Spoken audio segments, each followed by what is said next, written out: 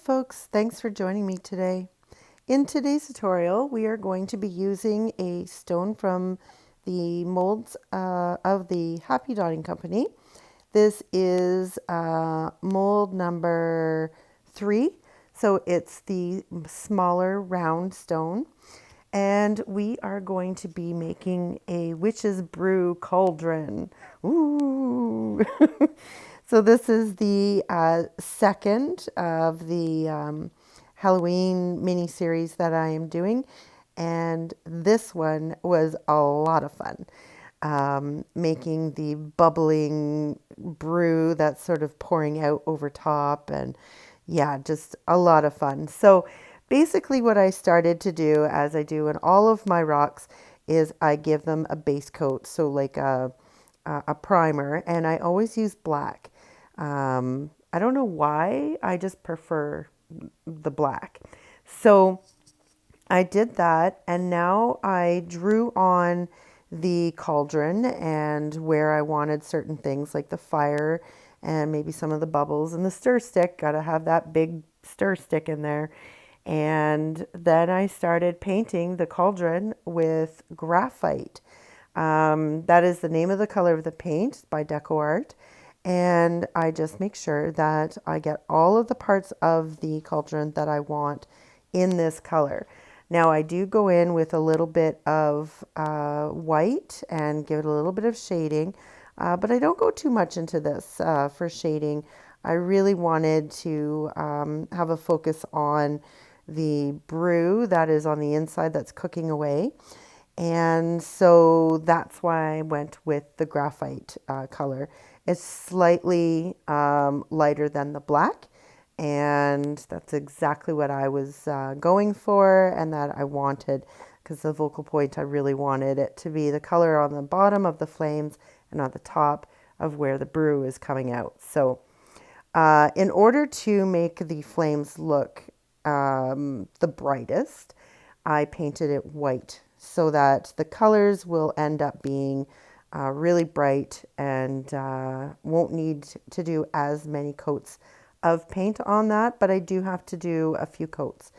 So while that white is drying, I am now going to put on some Kelly green into the witch's brew inside the cauldron. So I painted on, I'm a little bit bumpy in it here and there. And now I'm going to add some sour apple. This is going to give me the different colors. And I didn't paint this white as a primer. I left it black because that will give me like the dark shading, as well as using the sour apple color and using my blending brush. It's going to give some light shading. So I'm going to have the different types of shading through this just by using my blending brush.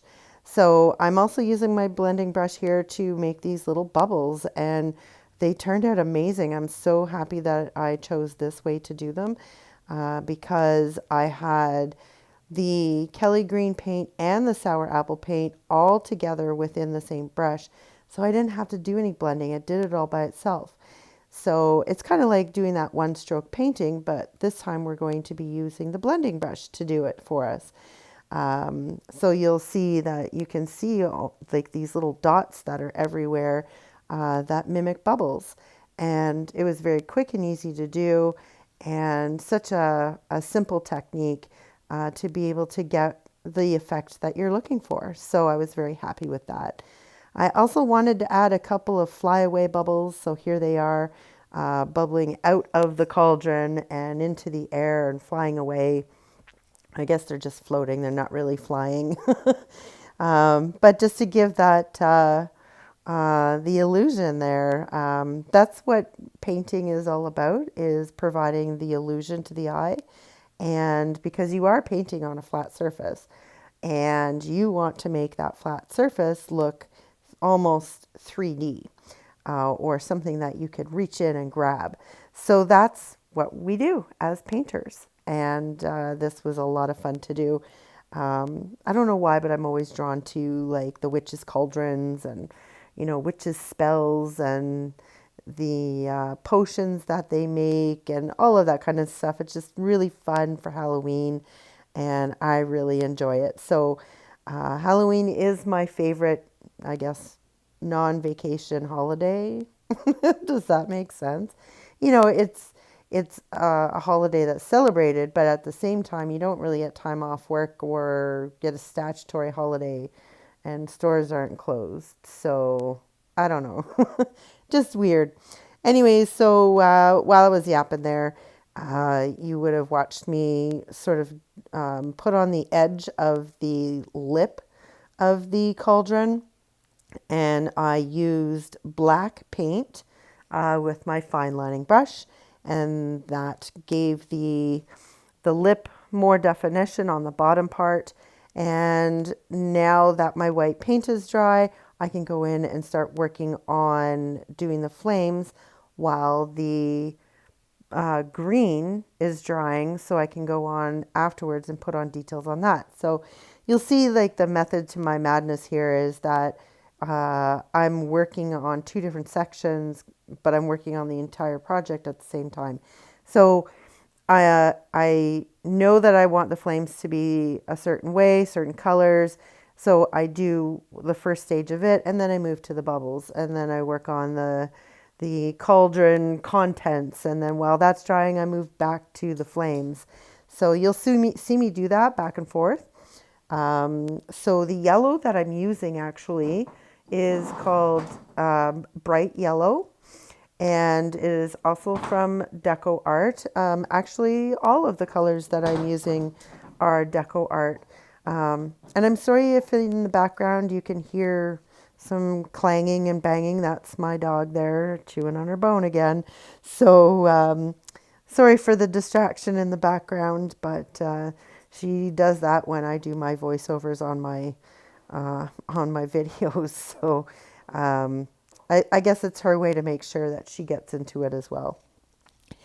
Anyhow, so now I'm putting on some of the red color, and the red is Scarlet. And while that red is still wet, I'm coming back in with some yellow, and I'm just adding some streaks. And this allows you to put on the two different colors, and then it kind of like blends slightly into like a deep orange color. And that allows for it to look like flames that are sort of intermingling with each other. And it's just, again, another very quick and easy way to get the effect that you want just by doing something very simple. So I'm now outlining some of these bubbles, and I am using the Kelly green and a little bit of the black. So it's a really dark green that I've just sort of mixed together, but I'm only using it to do the outline on the bottom of these bubbles.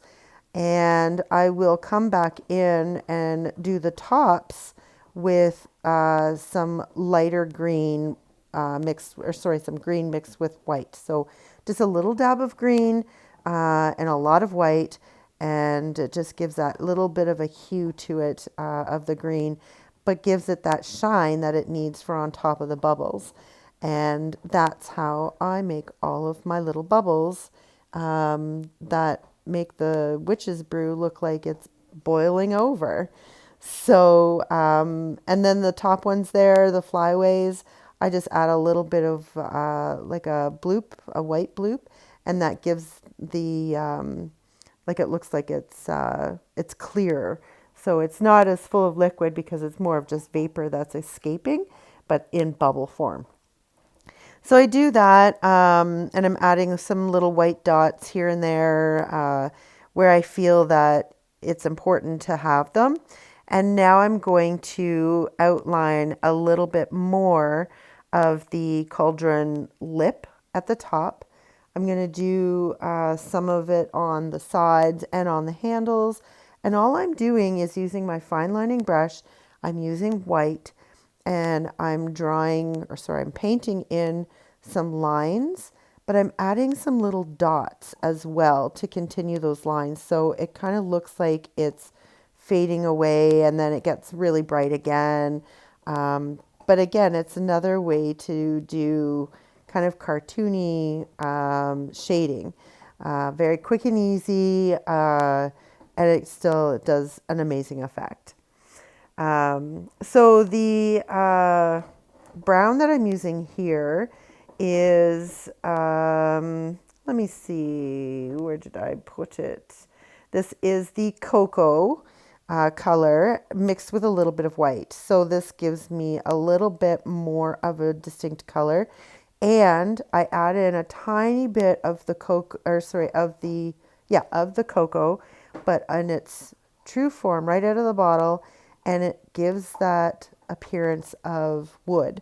Because I'm stirring this, or the witches are stirring this, with a big wooden spoon, or maybe it's the handle of a broom that broke down.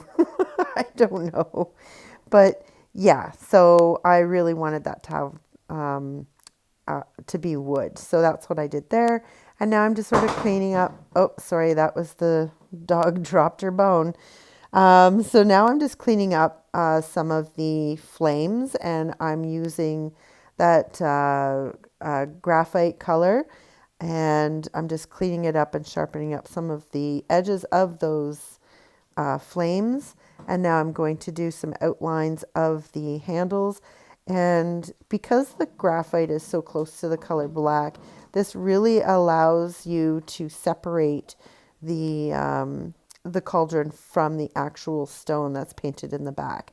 Now you don't have to do this black. You can do whatever color you want in the background. I debated about using purple. That purple would have been a really nice choice. But I really wanted it to be black. I thought that I would really try it with black. So that's what I did. So I'm just adding a little bit more details to the flames and things like that. But I'd like to say thanks for joining me, like I said at the beginning of the video. But I would also like to ask if you could give me a thumbs up if you like the video. And if you haven't subscribed yet, please subscribe. And don't forget to hit that notification bell, because it'll tell you the next time I post something. And you don't want to miss anything. I've got a couple more Halloween-y ones coming up, and I'm really excited about them. So, like, the final touch that I'm doing now is I'm adding some metallic festive green, also by DecoArt, and I'm just adding some little spots onto all of the bubbles. And to remind you all that all of the colors that I use in this tutorial, so the brand name and their actual paint name, will be listed in every video that I do for the colors that I use for that particular tutorial. So this one will have all of those listed down below, as well as there's some other really cool links down there if you wanted to check that out as well. So I'm just doing some finishing touches, and then it's all finished. So I hope you've enjoyed this, and remember folks, life is what you make it. So get creative.